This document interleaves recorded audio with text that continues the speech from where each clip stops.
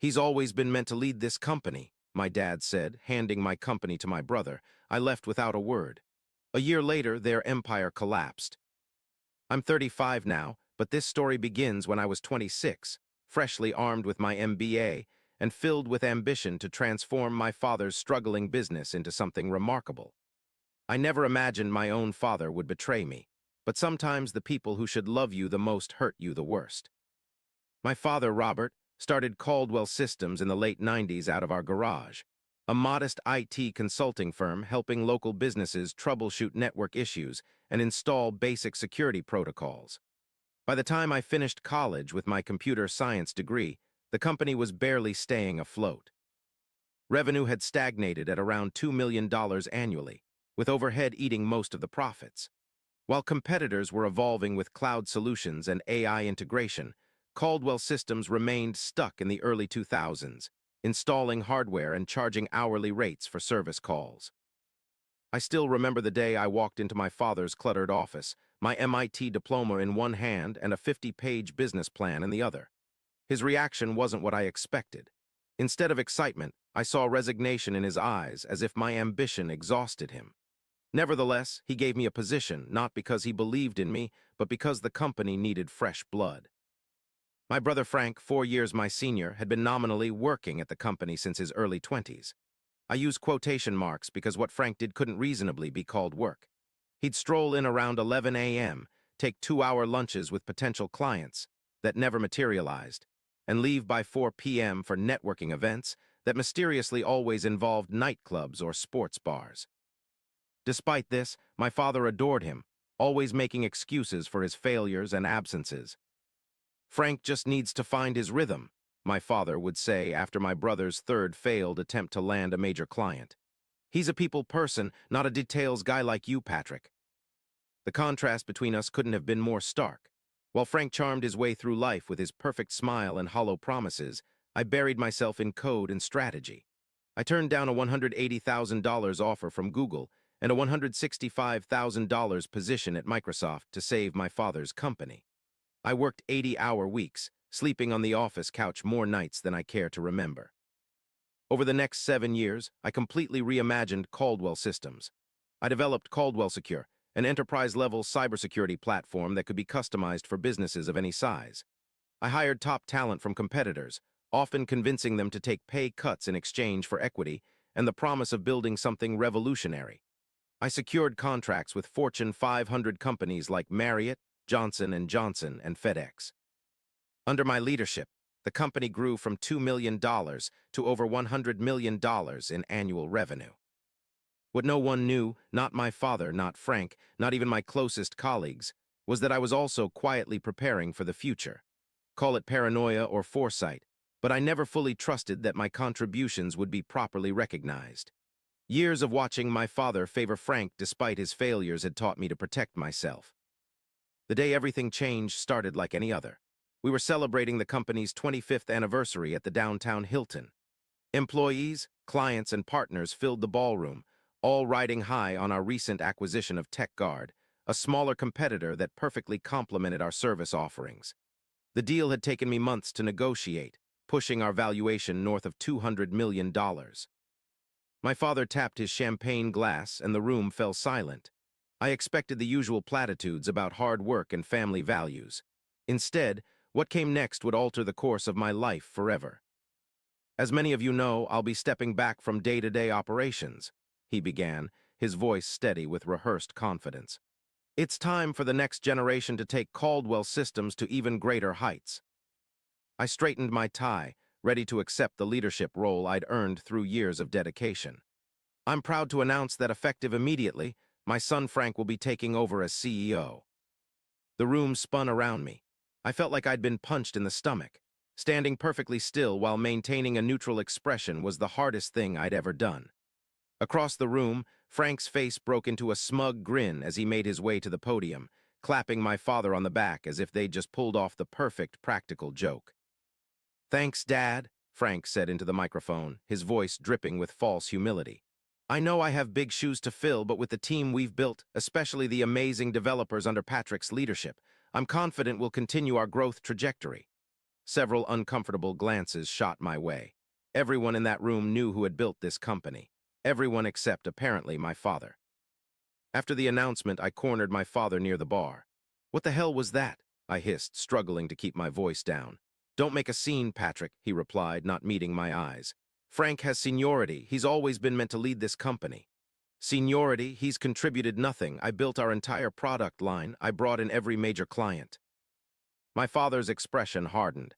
"This is exactly why it can't be you. You're too emotional, too invested in your own contributions. A CEO needs to see the big picture. Frank understands people. You understand computers." The conversation ended there, but the real betrayal came the following Monday. Frank called me into what was now his office. The corner suite I'd been promised for years but never received. Two security guards stood by the door. On the desk lay a manila folder. "I'll get right to the point," Frank said, leaning back in his chair with unearned confidence. "We're implementing some organizational changes. Your position is being eliminated." I stared at him in disbelief. "You're firing me from the company I built." "The company Dad built," he corrected. "And technically it's a restructuring. Your severance package is generous." He slid the folder toward me. 6 months salary, health insurance through the end of the year. In return, you sign the non-compete and non-disclosure agreements. This is insane. The Caldwell Secure platform is my creation. Our clients work with us because of relationships I've built. Frank's expression turned cold. "Actually, we've received some concerning reports about your behavior. Accusations of you threatening to take proprietary code and client information." He gestured to the security guards. "These gentlemen will escort you to clean out your desk. Your access to our systems has already been revoked." As I was walked through the office like a criminal, employees I'd hired and mentored watched in shock. My father stood in the doorway of his office, now downgraded to make room for Frank, and couldn't even look me in the eye.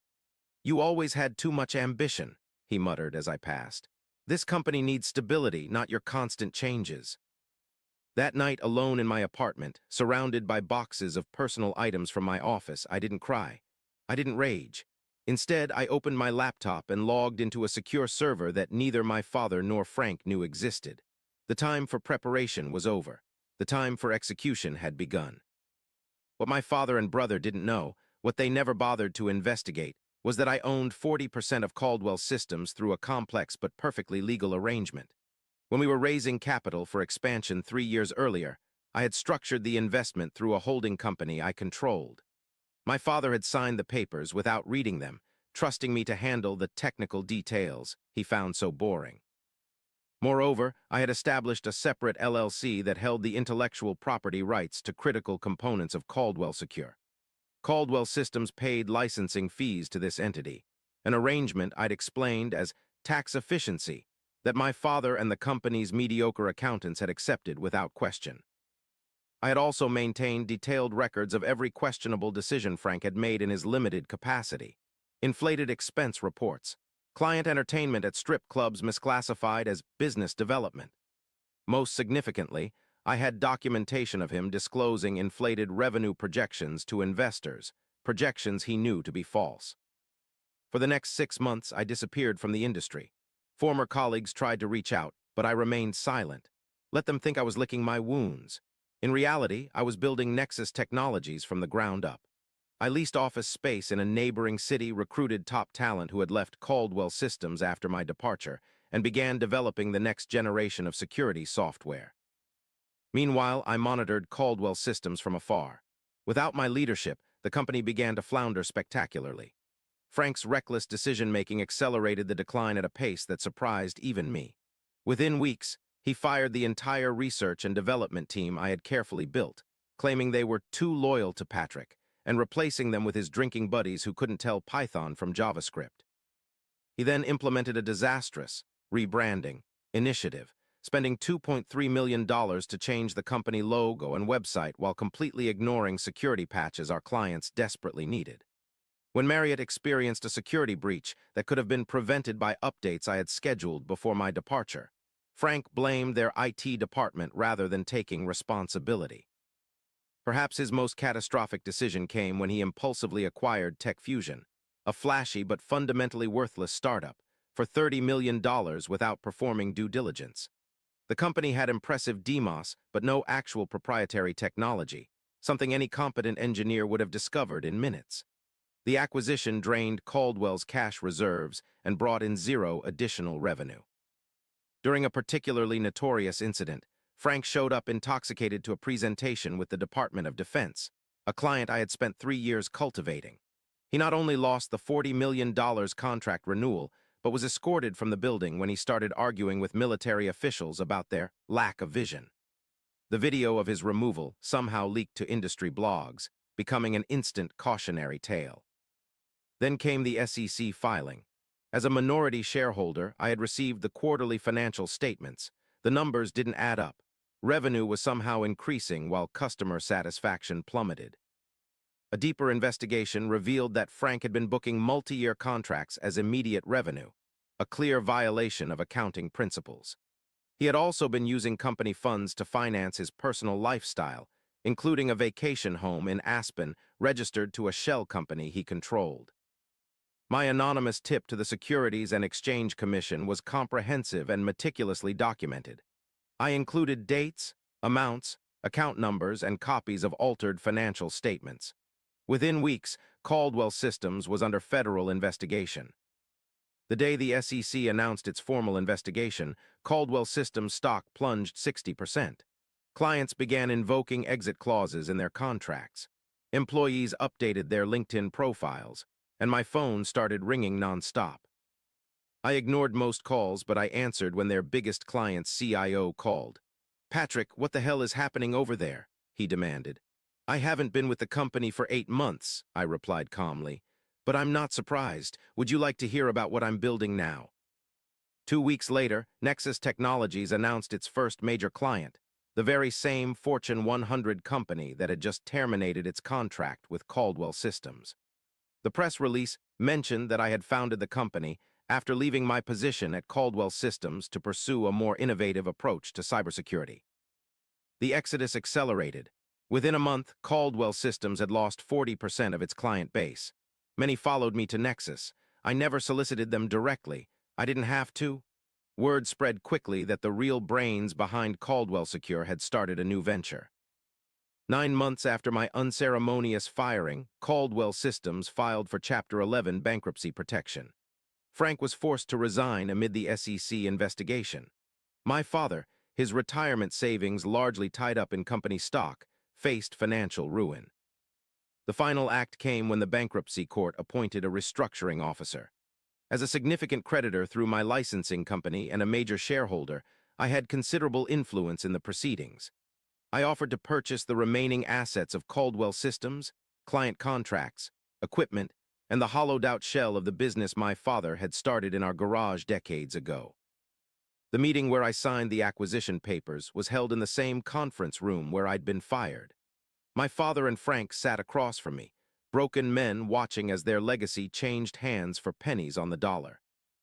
"You planned this all along," Frank muttered, unable to meet my gaze. I didn't respond. There was nothing to say. The documents spoke for themselves. My signature on the final page was the period at the end of a long, painful sentence. 5 years have passed since that day. Nexus Technologies is now valued at over $1 billion, with offices in 6 countries and a client roster that includes half of the Fortune 500. Our cybersecurity platform has won industry awards for innovation, and I was recently named Entrepreneur of the Year by Forbes. Frank served 8 months in a minimum security prison for securities fraud. Upon release, he attempted to start a consultancy, but his reputation was beyond repair. Last I heard, he was selling luxury real estate in Florida, still charming, still making promises, but now to people who don't know his history. My father lives in a modest retirement community in Arizona. The money I paid for Caldwell Systems assets was enough to secure him a comfortable, if not luxurious, future. We speak occasionally, brief, stilted conversations about the weather and his golf game. He never mentions the company or Frank. Last month, I received an invitation to my father's 70th birthday celebration. I debated not going, but something pulled me there, not forgiveness, not nostalgia, but perhaps the need for closure. I found him alone on the patio after dinner, nursing a scotch and watching the sunset over the desert landscape. "You've done well for yourself," he said, not looking at me. Your mother would have been proud. I nodded, accepting the closest thing to an apology I would ever receive. I made a mistake, he continued after a long silence. With the company, with you and Frank, I saw what I wanted to see. It doesn't matter anymore, I replied and meant it. The company that had consumed my 20s, the betrayal that had defined my early 30s. They felt distant now, like reading about someone else's life. For what it's worth, he said, finally turning to face me, you were always the one who should have led the company. I was too blinded by traditional ideas about succession. I didn't respond immediately. What could I say? That I forgave him? I didn't. That it was water under the bridge? It wasn't. The damage was done, the consequences paid in full. Nexus is launching a foundation next month, I said instead. Supporting STEM education for underprivileged kids. We're holding a gala in September. You're welcome to attend. It wasn't forgiveness, but it was an opening, a small crack in the wall I'd built between my past and present. He nodded, understanding the gesture for what it was. I walked to my car in the dimming desert light. My hand was on the door handle when something made me stop and look back at the modest retirement community. Through the window, I could see my father's hunched silhouette, still sitting alone on the patio, staring into his glass of scotch. For a moment, just a moment, my carefully constructed wall of indifference cracked. A sudden urge to go back in, to sit with him longer, to perhaps find some path toward true reconciliation washed over me. My hand fell from the car door. What would happen if I turned around now? Could anything ever truly heal what had been broken between us? The weight of unspoken words hung in the air. Forgiveness, regret, the simple acknowledgement that despite everything, we were still father and son. My feet seemed rooted to the asphalt as conflicting emotions battled within me. But then I remembered the day of my firing, how he couldn't even look me in the eye as security escorted me out. How he had stood by silently while everything I had built was taken from me. The memory hardened something inside me once again. I got into my car and drove away without looking back. As I merged onto the highway, I reflected on everything that had transpired. I had lost a family but built an empire. The revenge I'd executed so meticulously had brought me professional success beyond my wildest dreams, but it hadn't healed the fundamental wound of betrayal. What I'd learned was that success is the best revenge. The true victory wasn't destroying what my father and brother had taken from me. It was creating something entirely new, something that would outlast all of us. The company I'd built wasn't just the instrument of my revenge. It had become my legacy. And unlike my father, I understood the difference between legacy and family. One you build with your hands, the other with your heart. I had mastered the first. Perhaps someday I would learn to rebuild the second. But that would be another story altogether, one I wasn't yet ready to write.